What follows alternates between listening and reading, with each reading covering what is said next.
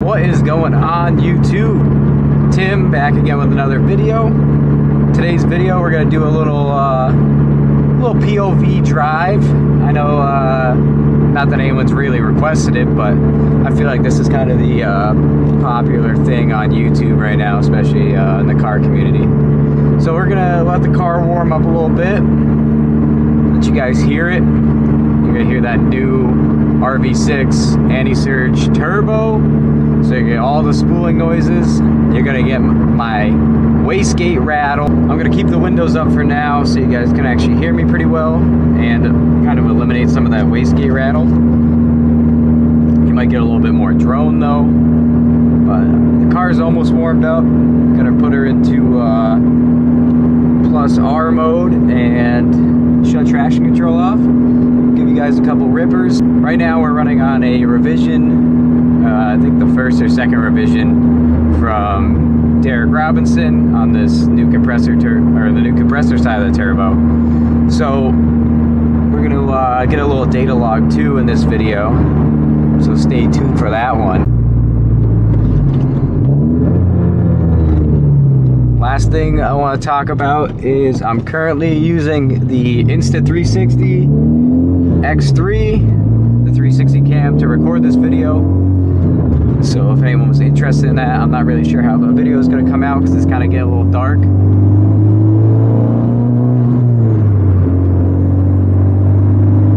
I'll shut up for a minute for that. It's getting a little dark, so hopefully it comes out pretty well. The guy in front of me is just driving off the road. Oh, a little sand, a little rock. What is that? I don't know. The tires didn't pick anything up, so maybe it was some hay. I don't know. Oh yeah, they definitely just clipped the field next to that.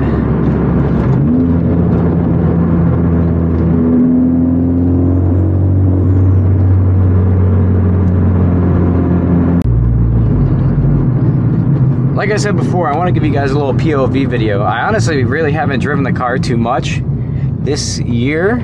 No really particular reason why I haven't. I would guess maybe just a lack of time. Probably put like 2,000 miles on it.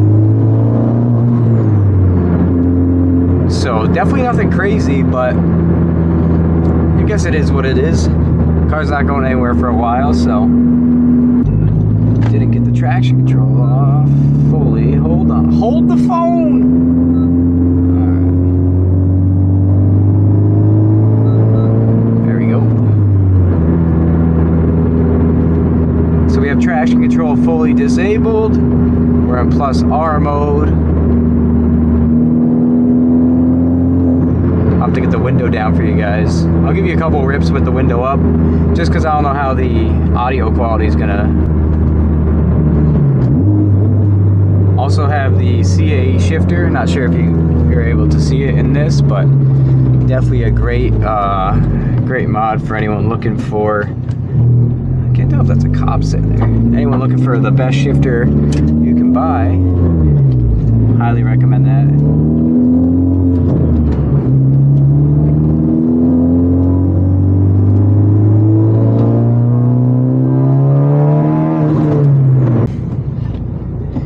Before we do a little rip, I'll put you guys down a little bit.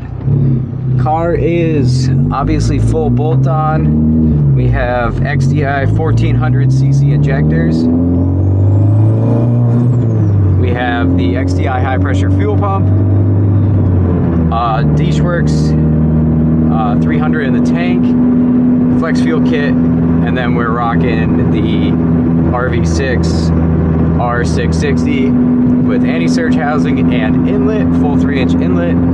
So that's kind of the basic rundown of the setup. We're tuned on E35, like I stated before. This is like a second revision on a prior tune without the anti-surge housing for this turbo. So it's definitely still full bore, just trying to clean up a little bit.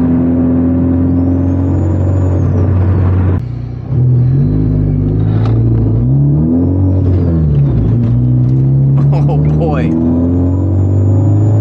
plus R is not very forgiving. Listen to that thing sing. wastegate rattle. Everyone block your ears. Don't listen right now.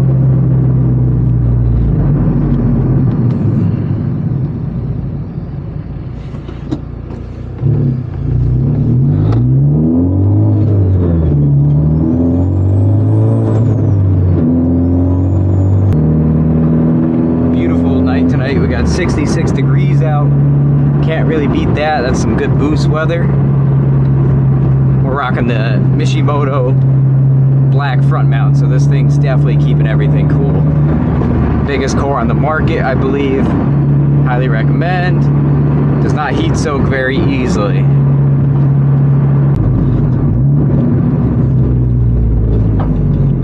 Last thing is that I forgot to mention is I'm on a RE71 RS 265/35/18, and they definitely hook up pretty well. They're probably not too warm right now, but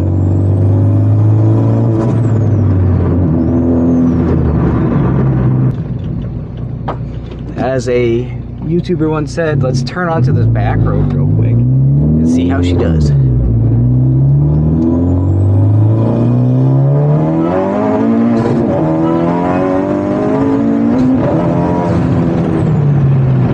Oh yeah, she's a ripper, boys. Interesting place. I like how they got the cone. You break down, it's a bad day. The main purpose of this video is to really get you guys some POV driving with the, we'll roll the window down a little bit more, with the RV6, so you guys can actually hear it, because I don't think there's really any music, Jesus, I don't think there's any videos on YouTube with this. Definitely one of those things that it's like a must-have, at least for me now. I had a G 25660 on my Focus ST probably 5 years ago, and that thing made all the crazy noises just like this, and ever since then I've been kind of missing that sound, and this definitely brings that sound back for sure. 100% gives you all the noises you want to hear.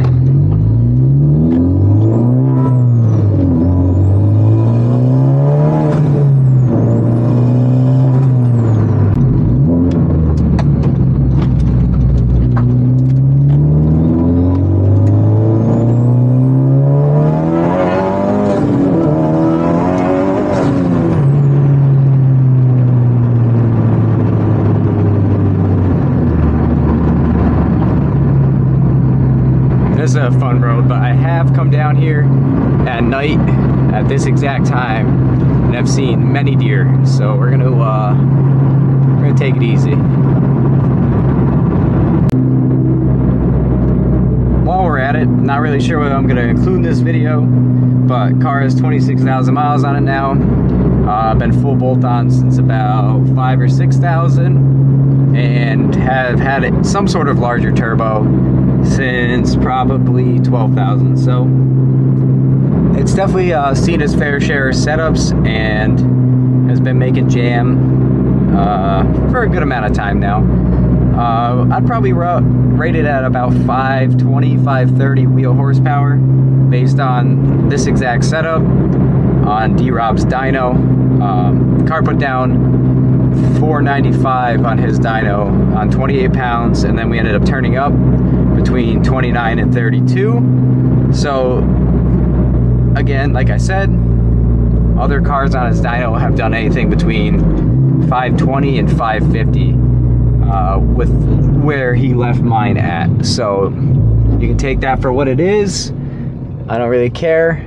The car feels great, and I got no complaints about it, and she definitely does rip.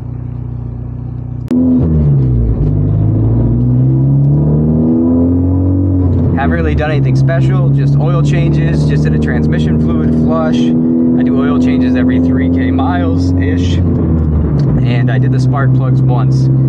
So I'm gonna stick to that regimen, and hopefully the stock motor lasts me a good amount of time, hopefully at least 2-3 more years. I know people have very good luck with these, and run a lot of power. As long as you keep the torque down, that seems to be the real killer with these motors. You keep it around 400, 420, you should be fine. Still running stock clutch, stock trans, stock motor. Like I said before, I told you guys the setup, but everything's stock besides the bolt-on parts. I haven't edited a video on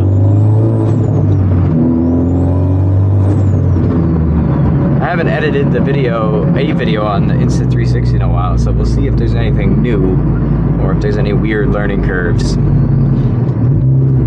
I'm also running, since it's now getting dark out, I'm running the Morimoto V2s.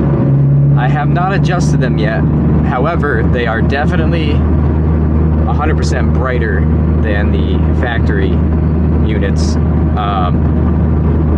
I do plan on editing the video of me installing them, and I am going to shoot a video of me adjusting them and showing you how to adjust them, which will also compare the OEM light output versus the Morimotos once they're properly adjusted. Since I put this turbo on, well, not the turbo, but since I put the new compressor side on, I really haven't ripped the car too much, and honestly this video is the first time I really have gotten on it, and boy does it feel good. Like I said, I haven't been driving it, so I guess it's been a while, which is not a bad thing. Yeah, I definitely gotta adjust these headlights. Definitely not a bad thing. I mean, keeping the car fresh, but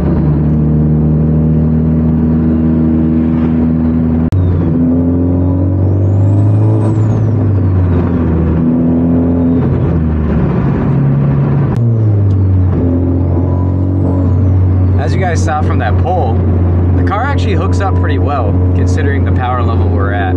That's one thing that I always get questions about. Yeah, we're gonna shut that up. That's one thing I get questions about all the time, and comments, especially on YouTube, about, oh, 500 horsepower, that's not usable. It's front wheel drive this, front wheel drive that. Honestly, I've had the car on the track, I've driven on the street. As long as you have a good tire setup and a good tuner, I feel like there's nothing holding it back from being at this power level.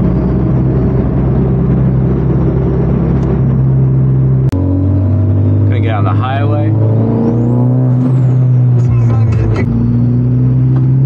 Got a Nissan in my trunk with that big Ultima Energy.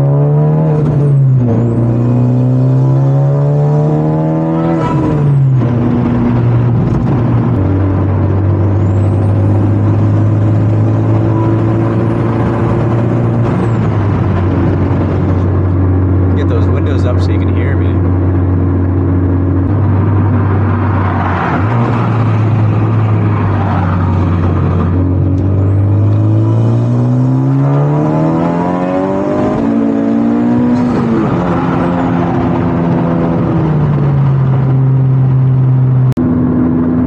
Hit a little bump on that little pole, so hopefully it didn't mess up anything, but it's definitely a big enough bump to disrupt some things, I guess.